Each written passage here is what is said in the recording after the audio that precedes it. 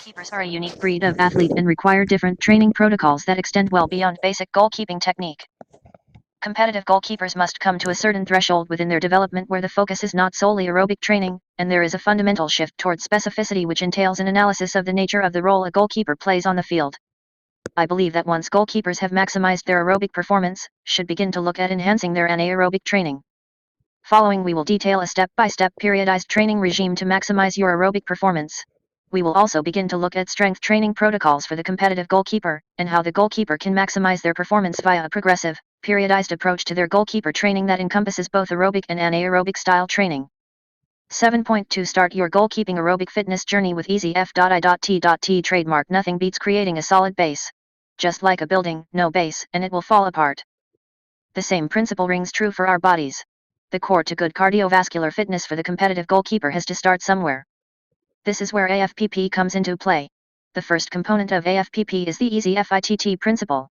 Now it is assumed that each and every goalkeeper that reads the G code will have been training at some intensity, therefore they have begun to build that base we were talking about previously. The easy FITT principle builds the core you need to generate the goalkeeper power that you will learn about over the coming weeks. It is the basic principle that suggests that every goalkeeper trains with some level of frequency, days per week, over some type of intensity, 60 to 85% of maximal heart rate, over a set period of time, 15 to 45 minutes, using some type of cardiovascular exercise, utilize large muscular rhythmic movements. 42-43 The G code. The minimum heart rate that you should be working at should be at 60% of your maximal heart rate, MHR. This equates to 11 to 13 on your RPE asterisk scale, rate of perceived exertion that hangs off every gym wall. It would be good to utilize a heart rate monitor. A good one will not set you back very much and is a fantastic lifelong training investment. Many heart rate monitors can give you a good indicator of your heart rate, while measuring the duration of your activities, and even your heart rate zones, so you know exactly what intensities you are working at. I digress, back to heart rate. 60% of your MHR will be the minimum intensity, and at this point the easy FITT principle will not really be creating maximal cardiac power, which lies at 80% MHR and above. That's right, we want to be working but at intensity that gives us a solid base and does not push you into the anaerobic phase of training too soon. Now the beauty of easy FITT is that you can utilize just about any machine at your gym to strengthen the base for the weeks ahead. Here is a sample: 1 treadmill, 2 stationary bike, 3 rower, 4 elliptical, cross, trainer, 5 skipping rope, works every major muscle group.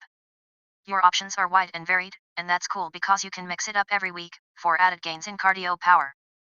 Overload is the name of the game. Each and every week we train a specific variable and we increase it by 10%, with the 4th week a drop of 10% for recovery.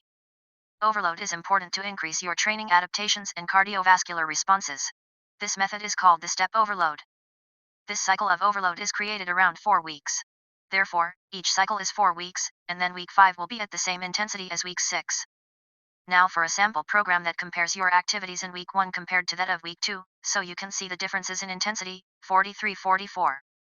The G code. Week 1 Monday, 5-minute light warm-up at RPE of 4 to 5 on treadmill, 15 minutes run on treadmill at 10 to 11 RPE, 5-minute cool down at 4 to 5 RPE on treadmill, 5-minute stretch. Week 2 Monday, 5-minute light warm-up at RPE of 5 to 6 on treadmill, 18-minute run on treadmill at 11 to 12 RPE, 5-minute cool down at 5 to 6 RPE on treadmill, 5-minute stretch. There you go. We increase each week by at least 10%, and this creates overload for solid cardio gains for the competitive goalkeeper. Note, asterisk equals RPE of 10 would be equivalent to around 100 beats per minute. Also, remember to check with your physician before you start any exercise program, especially senior goalkeepers. 44-45 The G code. 7.3 Power Zone Performance Trademark. In the previous weeks we learned the value of aerobic conditioning at a basic level. Are you ready to enter the zone? Zone training protocols are where competitive goalkeepers start getting specific about the way they condition their muscle fibers to respond to higher intensity goalkeeping activity.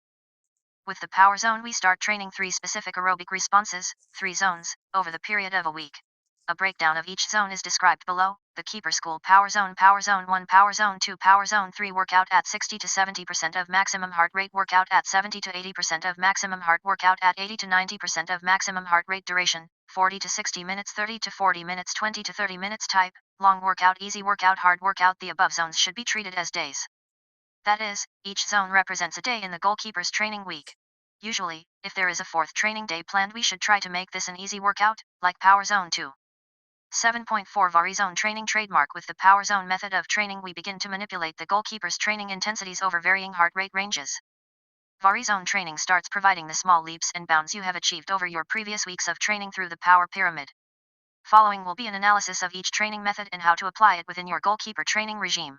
The Reach training, ready to stretch your aerobic capacity with small leaps and bounds that will really maximize your goalkeeping performance. Far Reach training will help you recruit your aerobic and anaerobic energy pathways super fast, and in a continuous training format. What the goalkeeper will attempt here are continuous speed variations that also include hard and easy components. Goalkeepers can run over different types of terrain and distances. 45-46 The G-code intensity, 11 to 13 RPE at the easy section, 15 to 17 RPE in the intense section. Duration, 30 to 60 minutes can be one session in the week. 7.5 Long and fast interval trademark. Each training session has to be different so that the goalkeeper can maximize their competitive performance. With long interval training we increase the goalkeeper's aerobic intensity during training, but we also allow them time to recover. The reason why we start training at higher intensities is to recruit fast twitch muscle fibers, type 2A, which allows us to put a heavy load on our cardiovascular system and enhances the power output of our muscles. Intensity, 15-17 RPE. Duration, 3 to 8 minutes, with 3 to 5 minute recovery interval. This type of training can be conducted 1 or 2 times per week. 7.6 Big Hill training trademark. Now the goalkeeper is looking at increasing the aerobic strength of the muscles, with a view to pump their cardiovascular system to their maximum. With Big Hill training goalkeepers will really start to overload their fast twitch muscle fibers, and tax their cardiovascular system. Another plus of Big Hill training is that the goalkeeper can train both indoors and outdoors. In fact, nothing is more exhilarating than conquering a set of big hills and feeling that you have accomplished a great feat. Big hills, oh how I despised big hills during pre-season soccer training. Lake Gilwana, every NSW soccer player has run up it at one time, in Sydney's western suburbs seemed, and still is today, like Kilimanjaro, no, better yet, Everest. Okay, I'm exaggerating. After many attempts up that forsaken hill, I assumed that it would always defeat me. I was prone to empty the contents of whatever I ate the day before repeatedly, and it did happen. Repeatedly.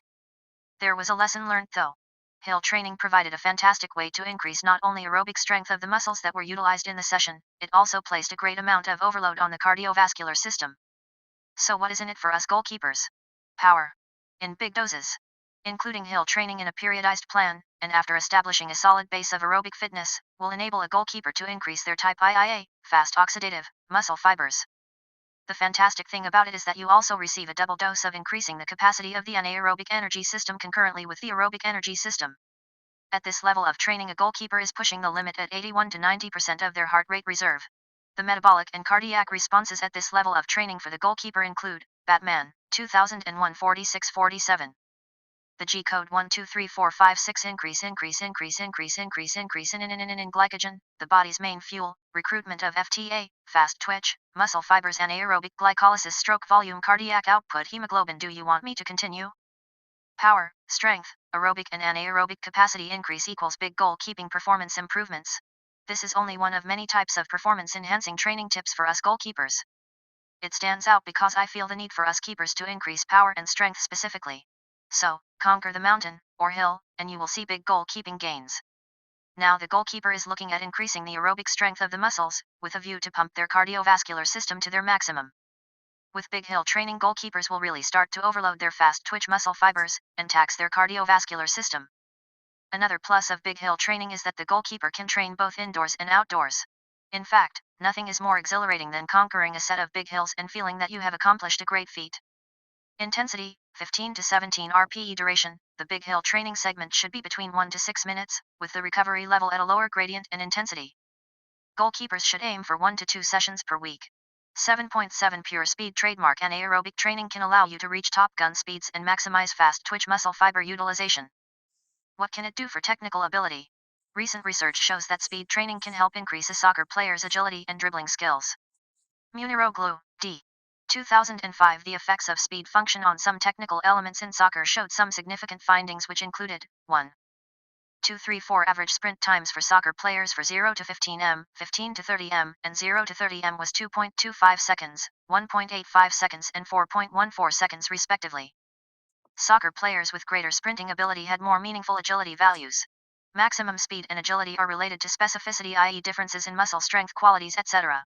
No real correlation was found between sprinting speed and slalom dribbling values.